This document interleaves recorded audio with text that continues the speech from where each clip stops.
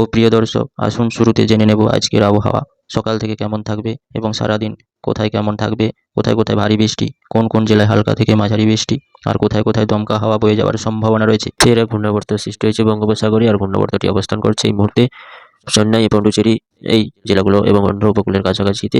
এর প্রভাবে ভারতের বিভিন্ন উপকূলবর্তী জেলাগুলোতে বিশাখাপট্টনম, ভুবনেশ্বরে হালকা মেঘলা থাকার সম্ভাবনা এবং বিক্ষিপ্ত বৃষ্টির সম্ভাবনা রয়েছে।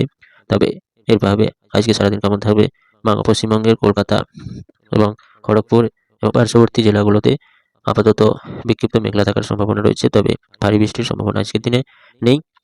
এছাড়া হলদিয়া এবং গঙ্গাসাগর আর কোলাঘাট, আরামবাগ, চন্দননগর, বর্ধমান এইসব জেলাগুলোতে আপাতত আজকে সারাদিন উত্তরের শীতল বাতাস প্রবেশ করায় ঠান্ডা থাকবে, এবং দুর্গাপুর, বাঁকুড়া, কাটোয়া, সিউড়ি এবং মালদা, মুর্শিদাবাদ আর বর্ধমান প্রভৃতি জেলাগুলোতে মেঘমুক্ত পরিষ্কার আকাশ থাকার সম্ভাবনা রয়েছে। তবে আবহাওয়া সূত্রে জানানো হয়েছে উত্তর দিনাজপুর, দক্ষিণ দিনাজপুর, মালদা, মুর্শিদাবাদ এইসব জেলাগুলোতে উত্তরের শীতল বাতাস ক্রমশ থমকে যাবে এই নিম্নবর্তের প্রভাবে, এবং যার প্রভাবে কিছুটা শীতল বাতাস এবং শীতল আমেজ কমে যাবে। উত্তরে শীতল বাতাস আটকে যাবে, যার প্রভাবে উত্তরবঙ্গের বিভিন্ন জেলাগুলোতে হালকা উষ্ণ বিরাজ করবে, এবং যার প্রভাবে দার্জিলিং, জলপাইগুড়ি এবং আলিপুরদুয়ার, কোচবিহার এইসব জেলাগুলোতে আপাতত মেঘমুক্ত পরিষ্কার আকাশ থাকার সম্ভাবনা জারি করেছে।